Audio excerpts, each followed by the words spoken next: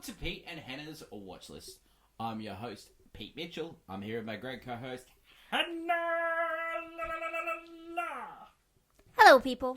Hannah, we're here today for AFI Top 100 10-Year Revisited Movie number 74. That is true. But before we begin, Aha. let us tell the viewers and the listeners what they should do. Pretty please leave a like and subscribe to the channels. Leave a comment down below. Any of your feedback, good, bad, maybe your favorite movies so far on this list. Hit the notification button and you'll get great content like this one, including We Interrupt regular programming, our TV podcast. We also What's Next, our show where we help you figure out what to watch next. Movie News, where we cover the biggest news in the industry, also preview movies that we're going to watch, and AFI Top 100. And then tomorrow, Yeah.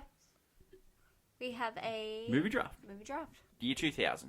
In the year 2000. 3 p.m. Or local time in Brisbane. Check your local listings. For, Local listings. yeah. On today's show, Hen. Yes. Silence of the Lambs. Yes. Movie number 74 on the AFI Top 100 Revisited. Is this the first time you watched it? It's the first time I've seen it, although I believe I've seen the ending before to this movie. Really? You've seen the ending of this movie? Yeah, I know. It's on sometimes. Wow. Someone's watched it. I've definitely seen the ending of this movie before. Really? Oh, Yeah. That's weird.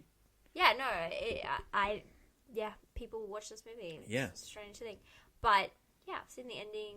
Also, it's very, I would say on this list, this is a pop culture heavy. Yeah, well, originally on the first AFI list, it was movie number 65. So it's down 9. So Yeah, wow, okay. They were like recency bias and then on reflection. it was probably one of the first adult movies I ever saw when I was a kid. I was Yeah. like 10 years old when this came out. But I remember making my parents watch it. And, Yeah, they're weird flex from me.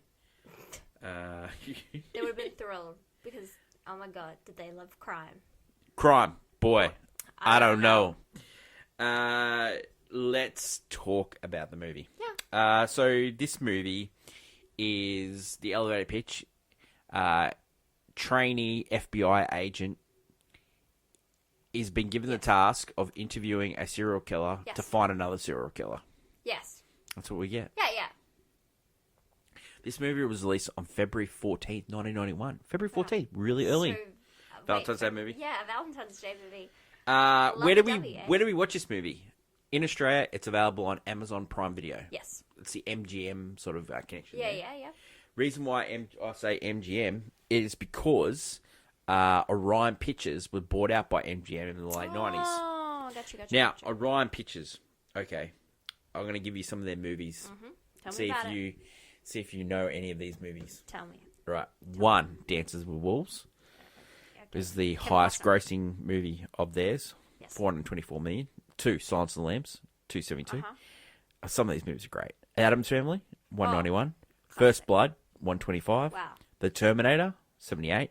Throw Mama from a Train. It stars Billy Crystal and Danny DeVito. And, yeah, it's a great movie. Okay. Take it away. RoboCop. Oh. Bill and Ted's Excellent Adventure. I skipped one because it's one of my favourite movies. Dirty Rotten Scoundrels. Oh. Rupert! So yeah, Orion had a good run. So how they came about was a sort of joint venture through 4 executives from United Artists. Yes. Backed by Warner Brothers. They created Orion Pictures. They did their own thing. And they made all those movies. So they were a part of the Academy Awards a lot too. They had Amadeus in 1984. Yeah. Platoon in 1986. Dance of Wolves in 1990. Silence of the Lambs in 1991. And they had other movies nominated. Hannah and Her Sisters. Yep. Mississippi Burning. Women Talking. And American Fiction. A recent movies. Yeah. Through the MGM shingle. Yeah. Okay.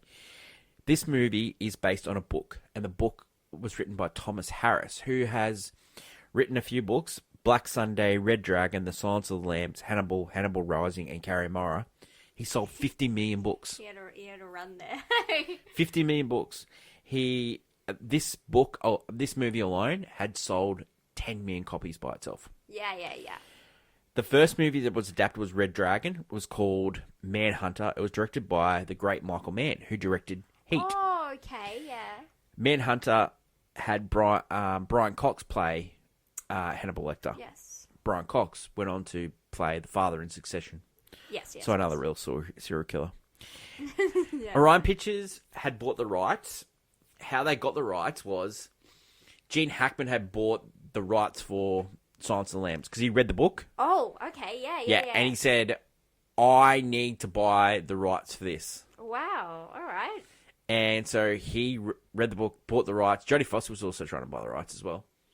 Oh, strange. Okay. So they got Ted Talley to write the screenplay. Yes. And then, so he's writing the screenplay. Halfway through it, Gene Hackman pulls out because he realizes that he's been playing too many dark characters. He doesn't want to play another one.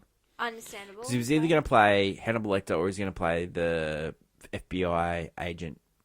Oh, so yeah, like... So he was going to play the boss. The boss, yes. The Co-star's boss. Creepy guy. Creepy guy. So Orion Pictures tells Ted Talley, just keep working on it. Mm-hmm.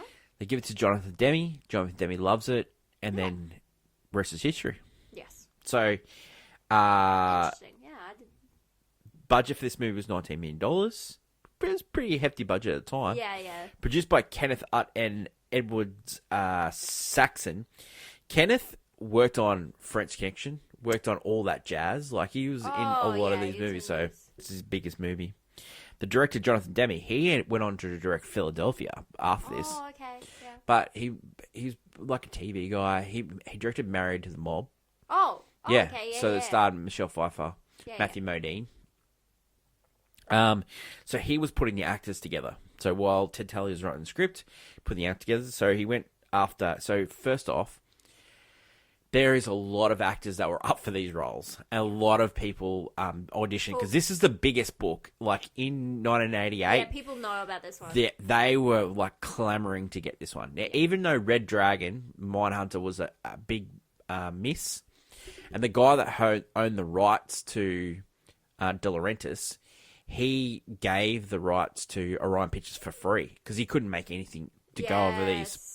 So he was trying to get Garden because he had the rights himself for these books. So he was trying to get it going so he could make another movie or sell the rights for a little bit more money. 100%. Yeah, okay. So a lot of people wanted to do this role. So Jonathan Demme goes to Sean Connery first. Wow. And Sean Connery turns it down. Aha. So then he goes to Anthony Hopkins, who he'd seen in Elephant Man. Oh, yeah.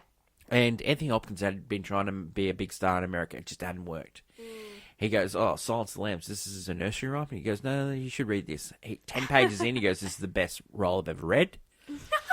And he wanted it. All these other people went for it, like the Who's Who, Robert Duvall, all these other people. Oh, like Anthony Hopkins really serious. Yeah, like they got offered it, like heaps of people. Yeah. The role of, so that's Hannibal Lecter. Yeah. The role of Clarice Starling, the FBI agent, first was offered to Michelle Pfeiffer. Whoa. Then it was offered to Meg Ryan. And then it was offered to Laura Dern. Now, Orion Pictures end up putting a stop to Laura Dern because she wasn't a big known. Jodie Foster wanted it. She had just won an Oscar for The Accused. Yeah, right. And so she said, I can do this. Met with Jonathan Demme. Jamie said, yep, you can do this. So that's how they get those two. Then we got Scott Glenn, who was star of Backdraft. It just came out the same year, actually. And Ted Levine, who was one of the stars of Heat. Yes. And he plays Buffalo Bill. Okay. Jodie Foster was also in Taxi Driver. Yeah. Accused. Yeah, she was a big child actress and then had graduated. Yeah. She was really young. She was in her late 20s. Anthony Hopkins had done Elephant Man, but he's gone on to do Howard's End and Remains of the Day, Mission Impossible 2. Mission Impossible 2. Great movies. Reaction to the film at the time. So, the box office of this film was unbelievable. $252 million. Yeah, for a film like this. Wow. It's crazy. Amazing. And this movie is just thriller trash. So, it won the big five. It won Best Picture, Best Director, Best Actress, Best Actor, and Best Adapted Screenplay. Wow, okay. It is the first time since One Flew Over the Cuckoo's Nest, and it also happened another time, so that was in 1975. The other time it happened, It Happened One Night. Yes, in 1934. yes. Yes.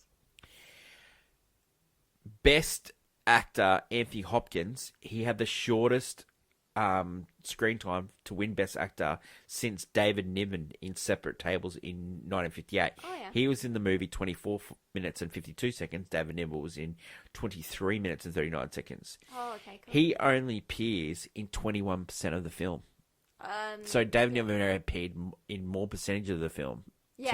So 21% would suggest that he should have been Best Supporting Actor. Yes. Best Actress, Jodie Foster, she won it. So she became the second person in Academy Award history to win it before the age of 30. The other one was Louise Rayner. Oh, wow. She'd won it by 28. So she won for The Accused in 88, and then she turned 26 when she was filming this one, and at 27 when she won the Oscars. So that's amazing. That's actually really great. Yeah. And then the best adapted screenplay went to Ted Tully. Reaction to this film at the time, critics loved it, except for Roger Ebert?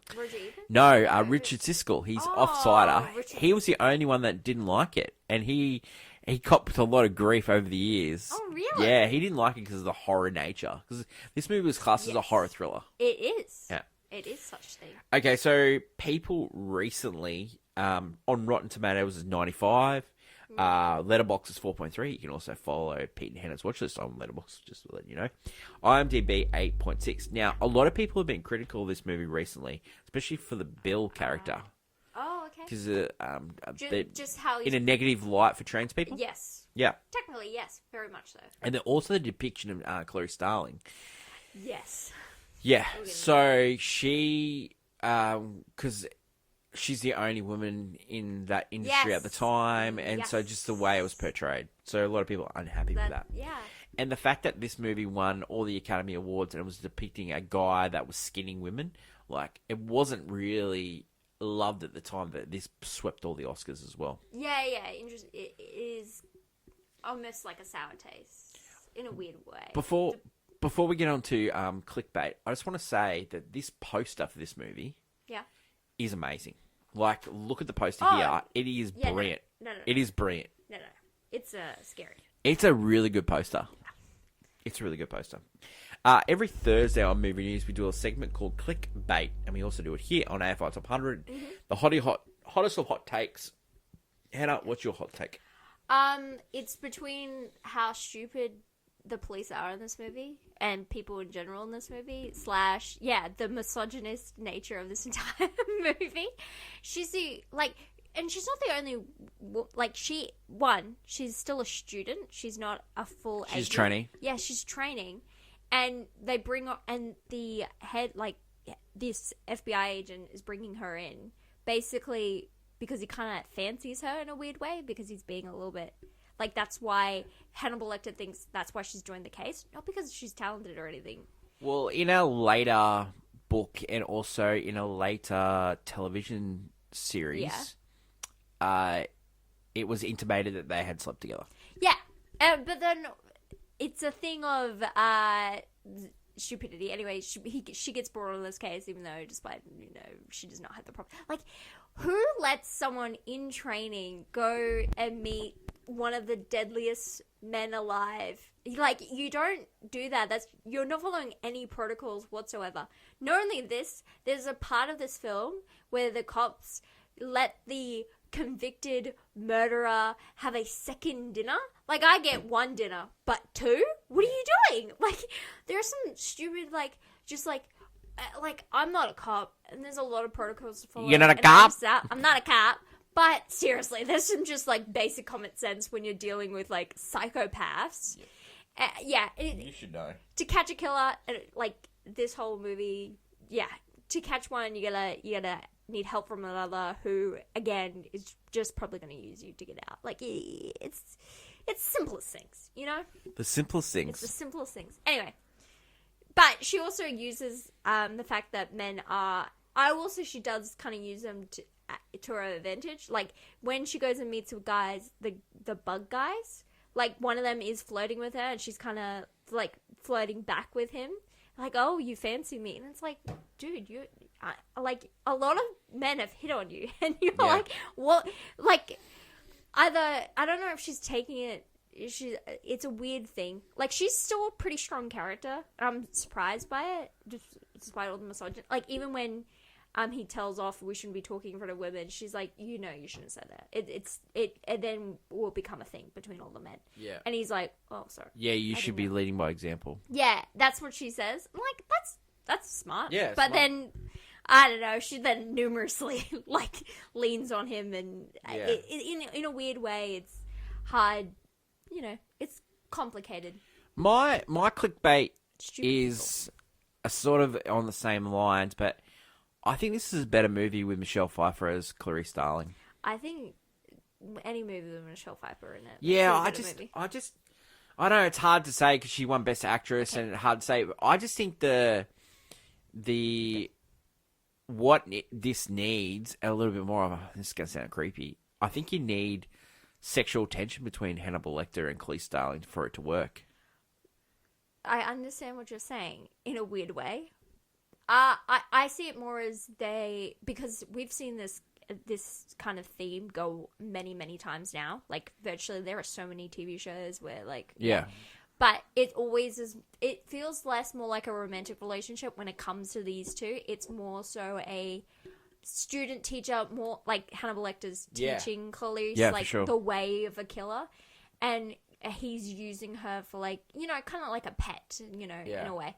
So I don't see I know what you're talking about. You're like, oh, if you're having someone like a Michelle Pfeiffer who has this chemistry with people, you're like, it's a different layer to the movie. I would say the reason I would put Michelle Pfeiffer would be because I think she's a little bit more stronger by herself. I think Jodie, she's really strong, but she is overshadowed by Anthony Hopkins' performance in this movie, which is crazy because she is playing. She has to be pretty strong, and she holds this movie. But she's not the most important, memorable part of this movie, unfortunately, despite being the rock of it. Yeah, and I it's agree. hard. Serial killers. It's hard because Anthony Hopkins is. I mean, killers and villains usually have a better, a more memorable note. But yeah. Well, Anthony Hopkins, when he was preparing for this role, he really studied a lot of things. He studied Space Odyssey 2001 Space Odyssey. Yeah, How. How, yeah. And he also studied Truman Capote's voice and Katharine Hepburn's voice. It's a little mix. So it's a strange thing, but it works. I want to talk about the Oscars a little bit before we get on to scene breakdown in Pete and Hannah's review. So, I'm just surprised he got nominated for Best Actor. I think he's a supporting actor in here. And so it's a different Oscars if he gets in supporting. Jack Palance never becomes an Oscar winner. Yes, because Anthony Hopkins wins it. Kevin Costner not nominated for JFK is just wrong. It's criminal. And the fact that I don't really want to sell my JFK love, but Oliver Stone deserved to win Best Director for that movie. It is just a labor of love, that movie, and the way I know it won Best Cinematography. But that movie is just so well shot. And I know it was edited really well and it won editing as well, but I think it got nominated for Best Picture. It should have won. It's the best picture of that year. Well, I could argue that a certain film that came out of the woodwork that year also... You're just wrong. 1991. 91, let's just talk about some of the box office hits of that year. Let's talk about You got Terminator 2 Judgment Day, you got Robin Hood Prince of Thieves, you've got Home Alone, you got Silence of the Lambs, who held City Slickers, Dance with Wolves, which came out the year before but made a lot of money this year. Yes. Sleeping the Enemy, that movie's great thriller trash. That's great. The Addams Family, Naked Gun, 2.5, Teenage Mutant Ninja Turtles, Secret of the Ooze. What a great year for movies. Hook, Live and Die by Hook, Beauty and the Beast, your favourite. Hot Shots, Backdraft, What About Bob, Kindergarten Cop. Yeah. Man, what a year for movies. Great year. God, bring that back. I just want everyone to, if you have never seen JFK, you should see it. If you like this movie, JFK is a better thriller and it's a better movie. So, yeah, that's my love for JFK. I'd say yes, this movie is interesting the way it is able. Well, to we've hold already to said attention. that this JFK should be on the list instead of Platoon, and JFK should be higher than this movie. Yeah, I would say that, but Yeah. it's also weird that I'm just surprised this movie the movie that this is on this list to begin with. Yeah, In a weird way. I think it is, and I think if they redid it, it wouldn't be on the list. It's interesting. Yeah, a lot of people don't have the love for this Yeah. movie anymore. But I think it's still good. I think it's great. Yeah, we'll go into it. Let's go and scene breakdown. Get into Pete and Hannah's review every week. Breakdown scene by scene, and then we'll do the usual stuff. Okay, so the movie starts off with Jodie Foster running through the backlogs of Quantico. Yeah. Then she gets invited to join a program where she's interviewing serial killers. Now, it's later known that she's been used as bait. Yeah, of course. Yeah. She's a young, attractive woman, and she totally fits the bill for most of their types of women that they would be going for. So she gets invited to Baltimore to go see Hannibal Lecter, and she meets the doctor that's looking after him. Childers, like real creepo. Yeah, this guy. Yeah, this whole again the stupidity of there's this asylum. You know he's in Pelican Brief and he plays the exact same character. Yeah, but I'm gonna sue the pants off you, Grey Grantham. He's like an evil doctor. Like he's a grey bad guy. Yeah. So like you go, oh, Batman Arkham Asylum. This is it. This is exactly what it is like.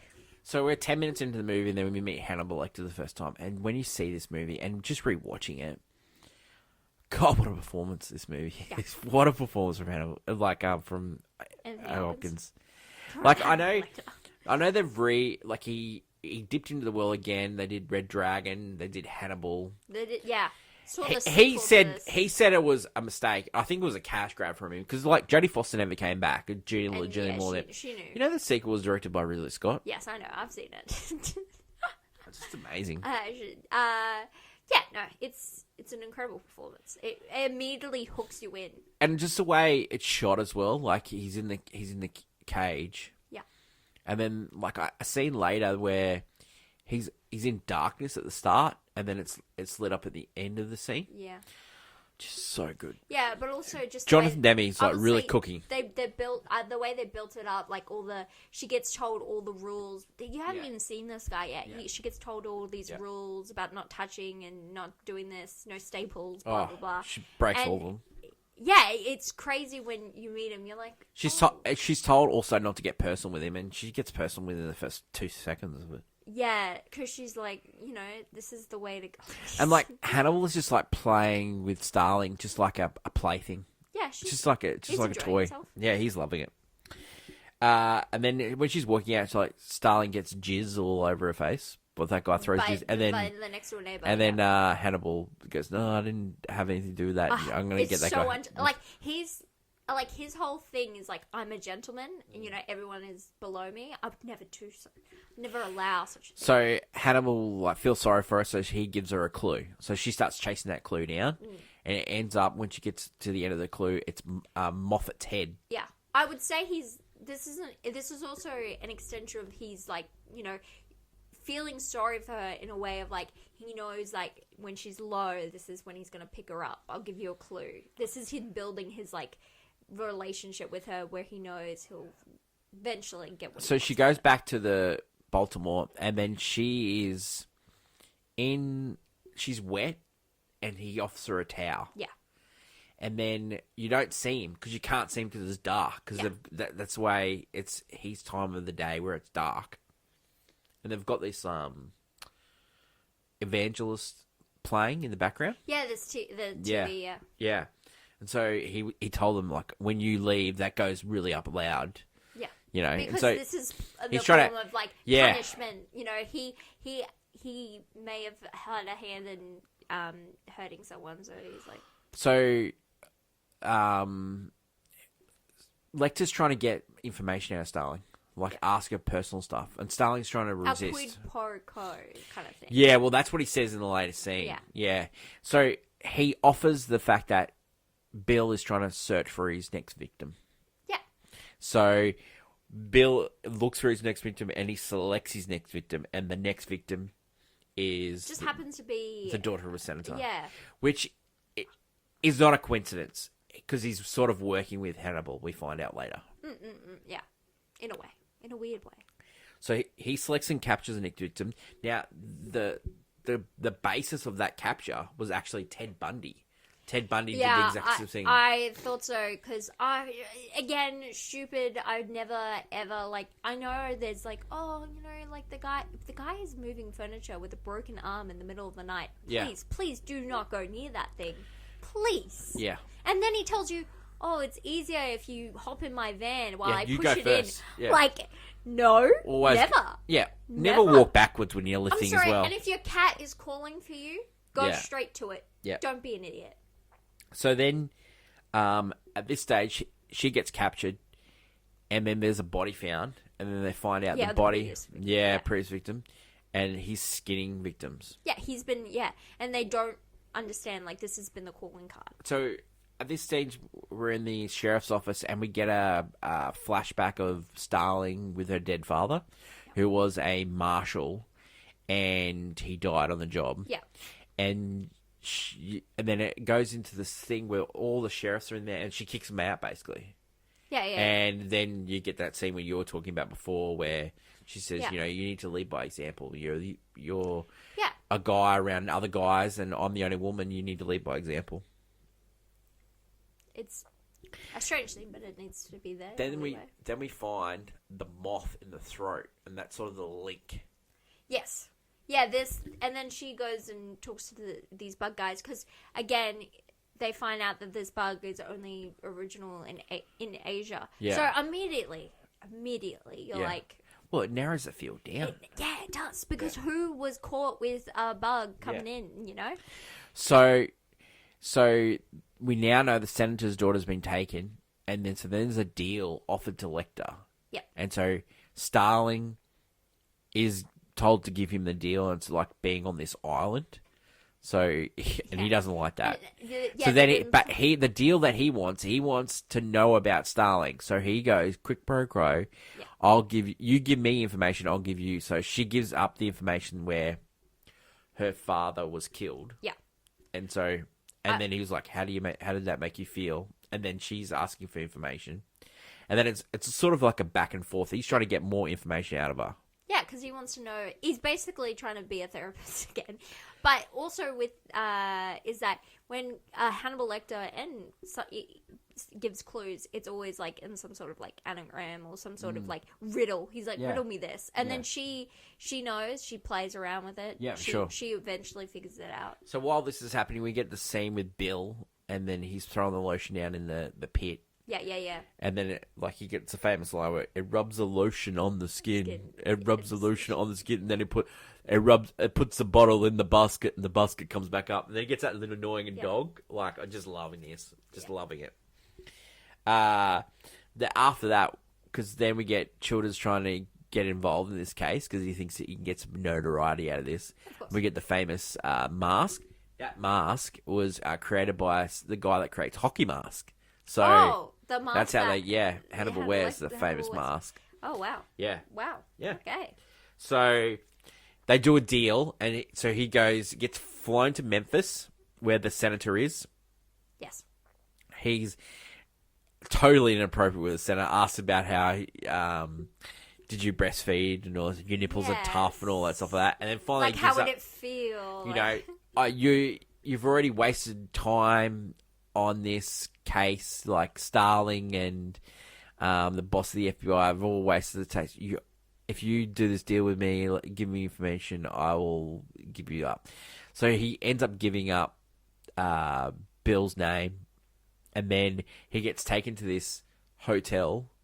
Yeah, they've It's like a hotel, is it? Or office building? It's like it's an office building, like where they would host like a gathering, like mayor gatherings or something, because it's like this big ass building, and he's in this cage. Like, he looks like a bird in a cage. Like, he is just living up life. Before he goes there, he's in the mask, he's in the orange jumpsuit, and then he says that famous line to the senator, "Oh, Senator, I love the suit." Yeah. Oh my God. I know, he's such a creepo, and I love it. So everyone uncomfortable. So So Lecter's explained to them how they can catch Bill. Yeah. And so Clarice gets up to the room, and then they have that famous conversation, and then Clarice finally the tells about the lambs. Yeah, and how she hears the lambs. Yeah. Do you hear the lambs crying in their sleep? Yeah, do you hear them? Man, that is harrowing, that story, for a kid, you know? Yeah. Well, she's messed up. When she's telling that story, did you hear, like, the wind howling in the background? You could hear There's the a lot wind. of, I would say through this whole movie is that they play with sound a lot. It's definitely... Some of the times it was unintentional, and he Chilling. kept it in the movie because it still worked. Yeah, a lot of it's very chilling. Yeah. And that's the whole vibe of this movie. Love it. And then you get, like, the finger touch. That's the only time they touch in the movie. Oh, yeah. And this is the finger glance. Yeah. And so we get the scene where Lecter, like, has pulled a pen from somewhere, from Childers. Dr. Childers. Earlier. Yeah, because he spotted it earlier and knew. And so then we get Hannibal attacking his captors, and he puts that guy up, and then you get the lift scene, and then you get the scene where... Or a very creative lift scene where they figure out, like, it goes all the way up, and it goes to the floor, and then it's like... Then they're like, he's in the ceiling, and it's great tension here. Yeah, like, and such great tension. Oh, they're gonna get it. And then you go back to the ambulance, and he's in there. He's ripped someone's face off. Face off. He's done face off. Yeah, he's done face off. Like, this is the precursor to face off, really. Yes, and it's very well done. And then he's away. He's so gone. Lecter has told Clarice that all the evidence is in the file. Yeah, so he gives her the file, and then there she finds Bill. Yeah, so it's really strange because she's like, oh, I think I've done it. I think I found him. And then cause she's realized who he is. Yeah. And then the other FBI agents actually followed with the cocoon story and have figured out, oh, you know, Hannibal was, of course, telling the truth. And we're going to follow where this leads. They're left astray. So you get the fake FBI raid and sort of like the ringing of the door, and you think it's going to be Bill. Nope, fake out. It's Clarice Starling on the outside. It's a great fake out. And then you get Clarice one-on-one with Bill, and there's some real, like, tension starting to build here. No, that's the guy. And then she's like... So then you get the night vision goggle face-off. Yeah, you know what's crazy? She does not have night vision goggles, and she has a better shot on him than he does. In this scene, he has night vision. He's playing with her. Yeah. He's playing with her like a toy. He didn't think she knew where he was. But she was just trying to shoot the glass to get light into the situation. Yeah, I know, but again, better shot than he is. He's true. like, he has night vision goggles. And then you get, like, again, stupid the people. Whinging senator's daughter, like... Yeah, she's like, I need you to be quiet. Yeah. Like, I'm going to save you. And then she's being mean to the person trying to save her. Well, this is the same person that attacks the dog. And the dog breaks the leg. She was trying to use the dog. That didn't really work for me. She's also the stupid idiot. I kind of wanted her to die. You were like, hot take. A hot take. She deserved it. And then you get the end of the movie where Starling is an FBI agent now. She's graduated. Yeah. She says goodbye to everyone. But she was very much scarred from the definitely. She just couldn't unsee. Because what you find out with the Buffalo Bill guy, like, he was skinning these women to make a woman's. Yeah. And the reason he wanted to become a woman, they were just using it as a ploy of he just doesn't know himself. So he thought becoming a woman, and like, I don't know. That's why I'm like, it's a bit. It's a bit outdated themes. So she gets told that she's got a phone call for it, so she goes there and guess who's on the line? It's Hannibal Lecter. Yeah. And like, I love his wig. The wig and hat. Great wig game. Great wig game. Wig and hat. Great wig game. It's so good. And then you get the famous line where he says, gotta go, Clarice. I'm having an old friend for dinner. And it's Dr. Childers. It's just he doesn't have, like, Lecter or Clarice doesn't have the last line. It's Dr. Childers. He's saying it as everything worked out. We've got security, you know. Yeah. And then you get the one shot. There's no fade to black. It's 5.5 minutes where you see Hannibal just wandering through. Yeah. Walking behind. Yeah. Stalking his prey. That he is the end of the movie. That's Silence of the Lambs. Reasons to see. One, it's thriller trash. Excellent. Always. Trash. Always really well. top grade. Well paced. Let's be honest. Probably the best thriller trash of all time. I don't know if it's the best, but it's definitely pinnacle of like Mount Rushmore because it again. Never better one. Well, no, it's the top of my head. Exactly. I think we'd go through them. Oh, Hypnotic. I'll put Hypnotic up there with Rushmore. Oh man, don't even start with me. There you go, Hypnotic. There, up there. No, I feel that this is like pinnacle moment of thriller trash where it is like the best of the best, creme de la crop, because it takes something that like you put the wrong people in charge of this movie. It's trash. No one watches it. I will also say Hopkins and Foster are fantastic in this movie, and it's probably it elevates because I think everyone else is. I know it's not over great. the top, but it's probably my favorite performance from anyone ever. Hopkins in this movie. I love it. I love what he's doing here. I like his 2 minutes he has in Mission Impossible 2. Thank you very much. Or his Odin work, you know. I think he's just great in this. No, I think he's perfect. And without him, I just don't think it works. I think without both of them, Because I've seen Mindhunter, right? And Brian Cox is a great actor, but it's just not the same. I don't think it's the same anyway. Because no one, like anyone else, it's like now it's going to be too over the top. I think he just does it And right. it's a little play. He's just playing all the time. It's just I think it just works. It gives very theatre vibes. You know, his portrayal of his character. Reasons not to. You know, the reason not to is The outdated themes. no. Hannibal Lecter is a more. I wanted to follow him. I didn't really care about Bill, and the movie's about finding Bill. The movie is about Bill. I But that's wanted only more- because Bill brings these two. I Together. wanted more Lecter. I just wanted more Lecter. I don't, because I think the movie itself, because we're only getting him a small amount, which I didn't even realize. When you watch the movie, it feels like you get him just the right amount. Because he's just so chewing the scenery. It feels like he's chewing the whole meal. It becomes the Hannibal Lecter movie. I want that. We watched the second one, and it's not that great. I don't know. And that's all about him. I don't know. I don't know. I like the second one. Yeah, but it is over the top, whereas this one is just right. Yeah. So, and that's the thing. You guys. Yeah, you're right. Yeah, you're right. But I will say this too much movie, of a good thing. This movie, not to see, like, it does play on the grotesque horror natures of crime very vividly. Yeah. Like, if you get squeamish, like, stay away from this one. I will say, there's, yeah. like when they're examining the body and stuff. Yeah. Like, there's some.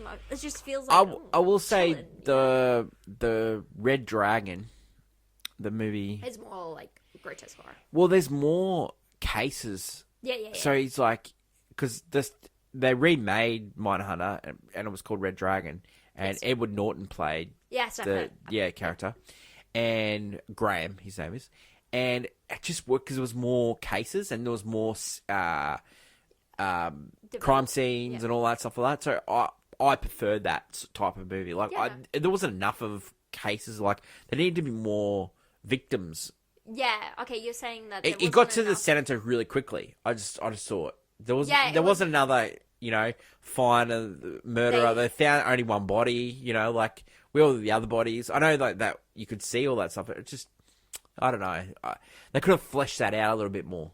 Yeah, but that's when it becomes when it becomes a mini-series. Another thing is Ted Levine when he does that dance. Oh my god, that is so good. That I remember from Family Guy. That is, Chris does it in yeah. That is so good. That dance, Ted Levine's really good in this movie. Okay. Does this deserve to be on the list? It's strange. It's strange. I would never personally pick it to be on the list. Well, the real list that this needed to be on was Anthony Hopkins won it. The best villain. He's the best villain. Yeah. And he's number one. Yeah. Movie villains. Yeah. And Clarice Starling. Number one? Yeah, he's number one. Really? Yeah. Oh, he's number one? Yeah, he's number one. AFI Top 100 Best Villain. Oh, and Clarice Starling's Best Heroine or Best Hero, she's in the top 20 too. Yeah. It's interesting to name him the villain, despite the fact that technically in the movie he's not the villain of the film. Because he plays... No, he's not. He's not. He's the... Bill is, yeah. Yeah, Bill is the actual villain. Yeah. Even though we do watch as... Lecter kills many people.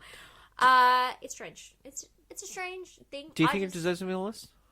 It's but maybe very low. Doing that thing again. No, but very low. I just wouldn't think out of like all these movies, like a crime movie that is essentially about getting into the mind of a serial killer. I understand now, maybe because our society loves these kind of things, loves procedural cop dramas and loves cold hard cases, but I don't know. Winning the top five, best five. I think it deserves to be on the list. This is like Sophie's Choice, where the performance is it's better than Sophie's Choice. Yeah, but it's here because of the performance. True. Not here because the film is exceptional. Good. That's Good where point. it is. Good point. It's here because of Foster and Hopkins. Yes. That's the reason why we've chosen it. And that's why it's so Yeah, high. it's the reason. Because their performance, especially his, is incredibly excellent. I think it's best. I think it's a 90s type of thing. Yeah. In the 90s. No, if I was relisting it now, I'd put it in the 90s. But yeah, if you're talking about performance-wise... Good 93, I reckon. 93. Put that on the list. Yeah. Would you buy it on Blu-ray? I would. This is one I would revisit if I ever felt... I'd watch this movie again. Would you watch this again? Like, if it's on, but I'm not drawn to it. I know a lot of people are. I don't love watching... I grew up with a lot of crime. I don't like watching crime. Boy. I don't technically like to seek it straight out, Ready for this one? That's weird. I don't know. Like the performance or the movie itself. I don't know. It's weird. It's what would you do? It's in between Golf Clap and Banger. I think it's a banger. You think so? Yeah, I think it's a banger. Yeah. I think it's the fact that it captures the attention very well placed, even despite me knowing. Oh, I think it's... You kind of know things are not going to go... Things are going to go out of place. I think if you haven't seen this movie, you need to see it. So that's why I would put it in a banger. Yeah. Yep. Banger. There you go. That's it. Silence of the Lambs. Next week, movie number 73, Butch Cassidy and the Sundance Kid. Man, good movie. Written by the great William Goldman. Good movie. I'm looking forward to that. Don't forget to leave feedback, good and bad. Movie draft this week, year 2000. Whew. Hannah, looking forward to that. That's my lovely co-host, Hannah. Long live cinema, especially when you get great movies like this on the AFI Top 100. We'll catch you next week on the channel, but don't forget drafting this week. Bye for now.